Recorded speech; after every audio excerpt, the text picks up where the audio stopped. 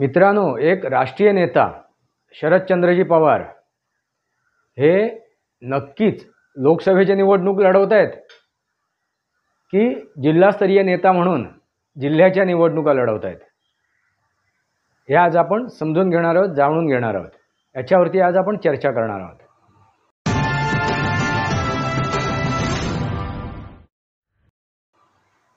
नमस्कार मित्रांनो, वास्तवावर बोलू काहीतरी या शृंखलेमध्ये पुन्हा एकदा आपलं स्वागत। मी आपला मित्र राजेश वासंती सावाजी किळुस्कर। मित्रांनो, सध्या भारतामध्ये, आपल्या देशामध्ये लोकसभेच्या निवडणुकीचा रंग चढलेला आहे।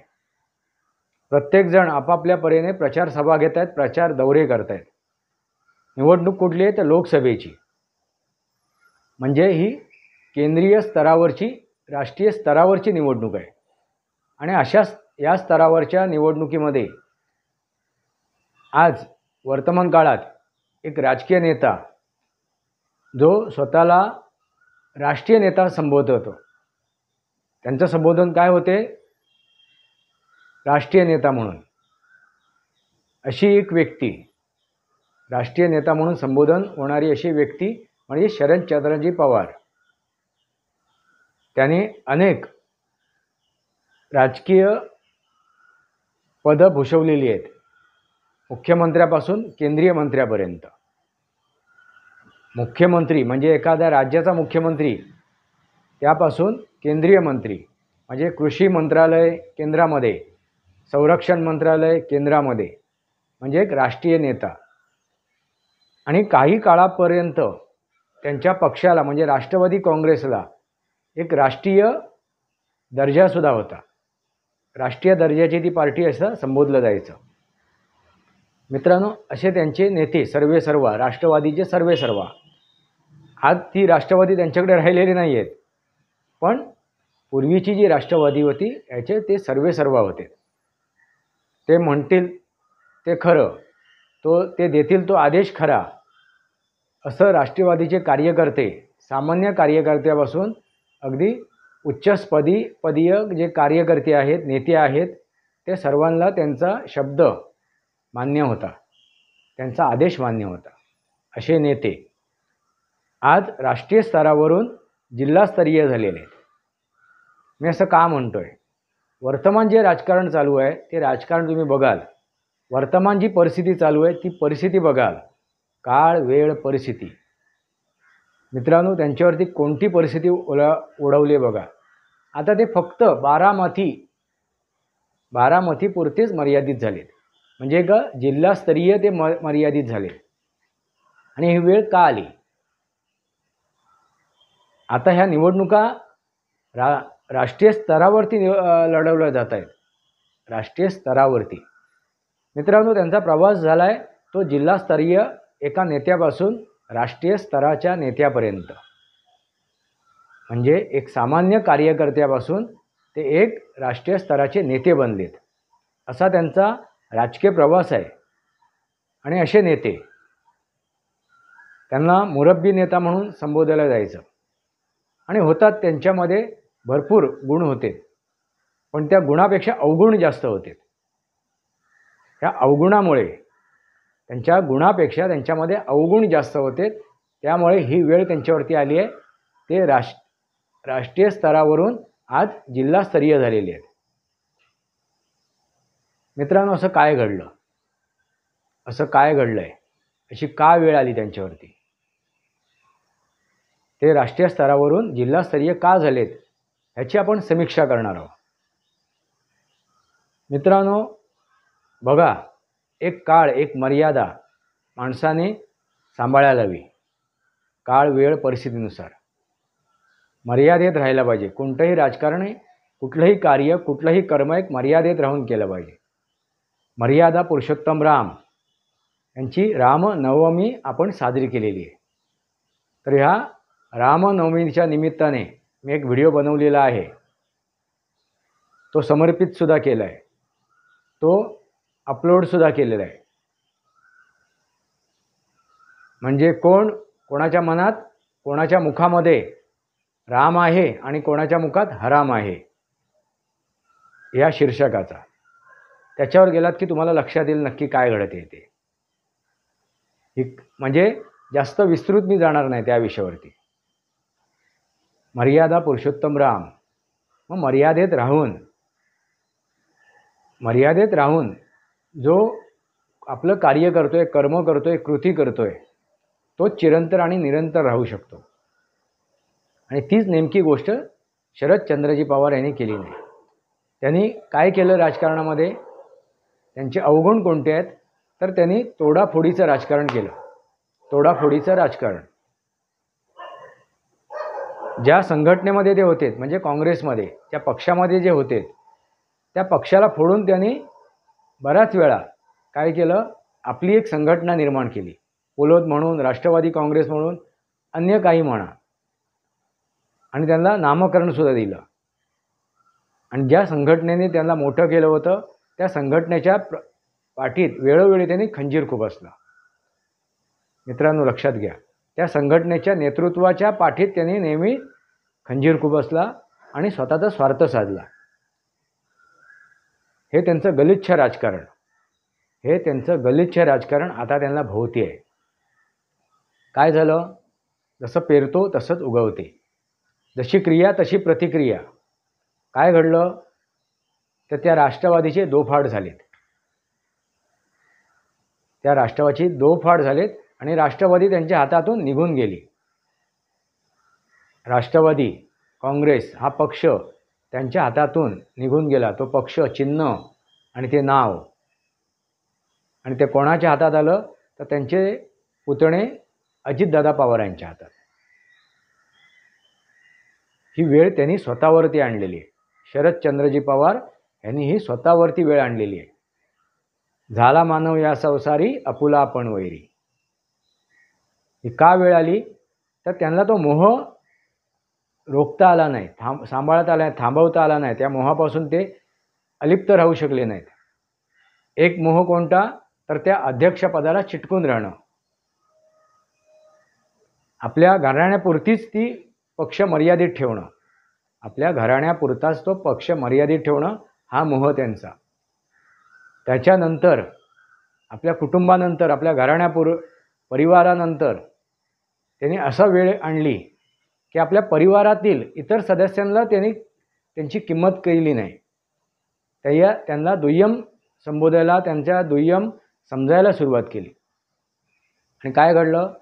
त्यांच्या परिवारामधील, त्यांच्या कुटुंबामधील अजितदादा पवार यांना दुय्यम वागणूक मिळायला लागली. म्हणून शेवटी काय झालं? त्याचं पर्यावसन कशात झालं? तर राष्ट्रवादी काँग्रेस त्यांच्या हातातून जाण्यामध्ये झालं.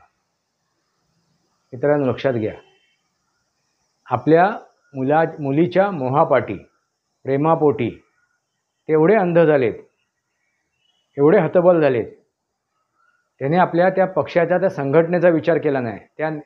त्या संघटनेमधील इतर नेत्यांचा विचार केला नाही. त्याने फक्त विचार कोणाचा केला? आपल्या मुलीचा, आपल्या कन्येचा. आणि ते संकुचित झालेत. मित्रांनो लक्षात घ्या, ते संकुचित झालेत. मित्रांनो, एक वय वाढत गेल्यानंतर एखादी व्यक्ती परिपक्व होते, तो सुज्ञान होतो, आणखी ज्ञानी होतो. पण इथे उलटं झालं. ती व्यक्ती परिपक्व झाली नाही, ज्ञानी झाली नाही, सुज्ञ झाली नाही, तर संकुचित झाली. कारण त्यांनी जे राजकारण केलं ते सुरुवातीपासून मतलबासाठी, स्वार्थासाठी, स्वतःच्या. मित्रांनो, त्यांनी जे काय काँग्रेसमधून जे काय नेत्यांना फोडून वेगळं राजकारण केलं, त्याच्या मागचा उद्देश त्यांचा एवढाच होता की स्वतःचं राजकारण करणं, स्वतःपुरतं राजकारण करणं, स्वतःच्या कुटुंबापुरतं राजकारण करणं. त्या नेत्यांचं भलं करण्यासाठी नव्हे, ज्यांना त्यांनी बाजूला करून तो एक मोठ बांधली आणि राष्ट्रवादी काँग्रेस उभा केला. त्याच्याबरोबर जे आलेले नेते होते त्यांचं भलं करण्यासाठी नव्हे, किंवा राज्याचं भलं करण्यासाठी नव्हे, देशाचं भलं करण्यासाठी नव्हे, समाजाचं भलं करण्यासाठी नव्हे, तर त्यांनी आपल्या कुटुंबाचं, म्हणजे कुटुंब कोण? आपली मुलगी, आपली पत्नी आणि आपण स्वतः, हेच आता दिसून येते. आधी वाटलं पवार कुटुंब म्हणजे त्याचे भाऊ आलेत, त्याच्या बहिणी आलेत, त्यांचे जावई आलेत, त्यांचे सुना आल्या, सर्व आलेत.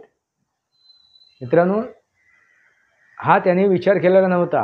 हे आज लक्षात आलं, आज दिसून आलं आणि त्याने ते दाखवून दिलं. आपण स्वतः, आपण, आपली मुलगी आणि आपली पत्नी ह्याच्या पुरतीच ते मर्यादित राहिलेत, इतके ते संकुचित झालेत.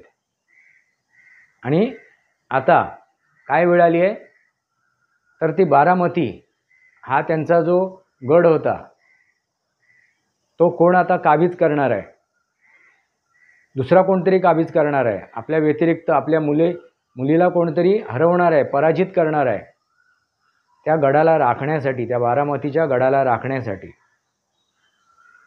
आज ते बारामती पुरतेच मर्यादित झालेत. बारामती म्हणजे मती त्यांची काय झाली, मारली गेली. आपण म्हणतो ना याची मती, याची मती चांगली नाही आहे. याचे विचार, मती म्हणजे विचार. बारामती, 12 होते, एक नव्हे तर 12 मती होत्या. एक सुद्धा मती राहिली नाही त्यांच्याकडे. एक सुद्धा मती त्यांच्याकडे राहिली नाही. ही अवस्था त्यांच्याकडे आली. मित्रांनो, लक्षात येते का? आणि ते आता कुठे लोकसभेची निवडणूक लढवत आहेत की फक्त बारामतीची निवडणूक लढवत आहेत हे समजणं असं झालं. तुम्हाला काय वाटते, ते नक्की काय करत आहेत? लोकसभेच्या निवडणूक लढवत आहेत की बारामतीची जिल्हास्तरीय निवडणूक लढवत आहेत आपल्या कन्येपुरती, आपल्या मुलीपुरती? मित्रांनो, वेळ काय आली बघा. जसं माणूस पेरतो तसंच उगवते. जैसा बोएगे वैसा पाओगे, जैसा बोओगे वैसा पाओगे. जशी क्रिया तशी प्रतिक्रिया. आणि हीच वेळ आज या शरदचंद्रजी पवार एका राष्ट्रीय नेत्यावरती आलेली आहे. मित्रांनो, असे अनेक नेत्यांना मी बघितलं आहे, आजपर्यंत राजकारण बघितलं आहे. आजपर्यंतच्या राजकारणामध्ये अनेक नेते माझ्या अभ्यासानुसार, मी जे काय अभ्यास केला आहे, त्यांचं निरीक्षण केलं आहे, त्यानुसार अशी वेळ कोणावरही आलेली नाही आहे. अशी वेळ कोणावरही आलेली नाही जो राष्ट्रीय स्तराचा नेता जिल्हास्तरीय झाला, एका गल्लीबोळातील नेता झाला. जिल्हास्तरीय म्हणता पण येणार नाही, तो गल्लीबोळातील नेता झाला. कारण त्याची भाषा जर तुम्ही बघितली तर एक गल्लीबोळातील नेता असो ना, त्याची भाषा, ह्याला बघून घेईन, त्याला बघून घेईन, मला शरदचंद्रजी पवार म्हणतात, ही त्यांची भाषा. आम्ही सुप्रिया सुळे ही पवार आहे, सुनित्रा ही पवार नाही आहे.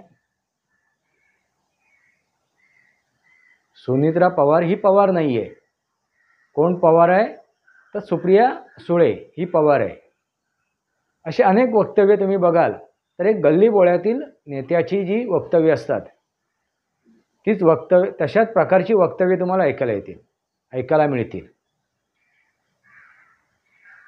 अगदी इलेक्ट्रो बॉन्डवरती सुद्धा त्यांनी जे काय भाषा केली आहे, जे काय भाष्य वापरलं आहे, जे काय CBI वरती, जे काय ED वरती जे भाष्य केलं आहे, जी त्यांनी आपली मतप्रकटीकरण केलं आहे, याच्यावरून तुम्हाला हीच गोष्ट दिसेल की ते राष्ट्रीय नेते नाहीत, एक गल्लीबोळातील एक सामान्य नेता आहे.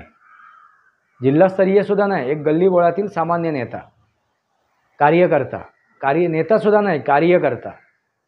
असं मी का म्हणतो, तर कार्यकर्त्यांना तेवढं ज्ञान नसते, तो सुज्ञ नसतो. तो कार्यकर्ता ज्ञानी नसतो, सुज्ञ नसतो. त्याला राजकारणाचा त्यांनी सुरुवातच केली असते, ते बाळकडू पिण्याची. अशा स्तरावर तो असतो. त्याला राजकारणाबद्दल, त्या समाजकारणाबद्दल जास्त माहिती नसते, जास्त ज्ञान नसते. असा नेता, असा एखादा कार्यकर्ता. म्हणजे मी जिल्हास्तरीय तरी म्हणतोय, जिल्हास्तरीय सुद्धा नाही, तर एक स्थानिक, एक गल्लीबोळातील कार्यकर्ता. काय वेळ आली आहे, एका गल्लीबोळातील कार्यकर्त्या प्रमाणे त्यांची भाषा, त्यांचं वागणं, त्यांचे विचार, आचार-विचार, त्यांची देहबोली, मित्रांनो लक्षात घ्या काय वेळ आली आहे ती. कोणावरती? शरदचंद्रजी पवार यांच्यावरती. आणि ते आता कुठपर्यंत अडकले आहेत? तर बारामतीपर्यंत. मग ते लोकसभेची निवडणूक लढवत आहेत की फक्त बारामतीची निवडणूक लढवत आहेत आपल्या कन्येसाठी? आणि ते कन्येसाठी सुद्धा लढत नाही आहेत मित्रांनो. आता त्यांची जी एवढं राजकीय भवितव्य होतं, राजकीय प्रवास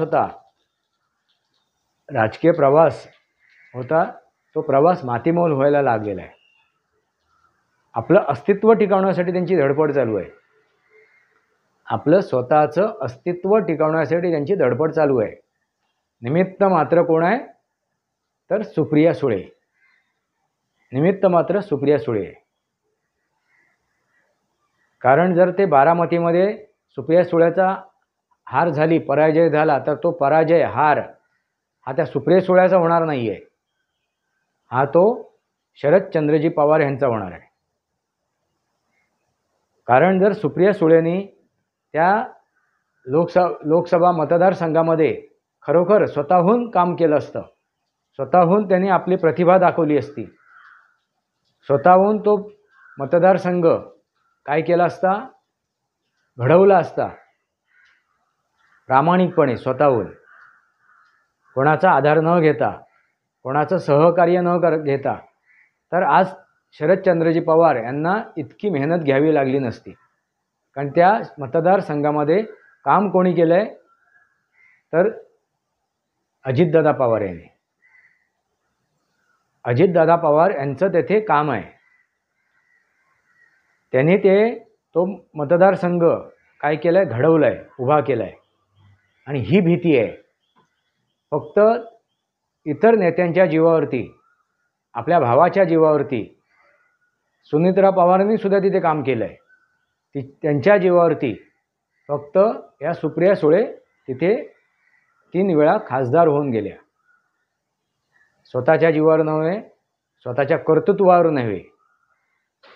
आणि म्हणून शरदचंद्रजी पवार यांच्यावरती ही वेळ आली की आपल्या मुलीचा प्रचार करणे, आपल्या मुलीसाठी झटणं, जीवाचा आकांत करणं, जीवाचा आकांत करणं, सर्वस्वीपणाला लावणं ही वेळ आली आहे. त्यामुळे तो पराजय हा सुप्रिया सुळेंचा नसणार, तो कोणाचा असणार? तर शरदचंद्रजी पवार, एक राष्ट्रीय नेता शरदचंद्रजी पवार यांचा होणार आहे. आणि त्यांच्यावरती वेळ काय आली आहे? एका सामान्य नेत्यापासून ते राष्ट्रीय स्तराचा नेता बनलेत. आता ते राष्ट्रीय स्तराच्या नेत्यापासून एक सामान्य कार्यकर्ता बनत आहेत.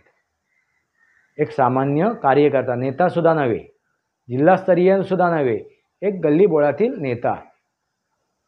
माझं हे राजकीय विश्लेषण आहे मित्रांनो. वास्तवावर बोलू काहीतरी या शृंखलेला सबस्क्राईब करा, बेल आयकॉन दाबा. माझे विचार पडत असतील लाईक करा, आपले विचार कमेंट बॉक्समध्ये लिहा. तुर्तास इतकंच. भारत माता की जय. वंदे मातरम. जय भारत, जय महाराष्ट्र.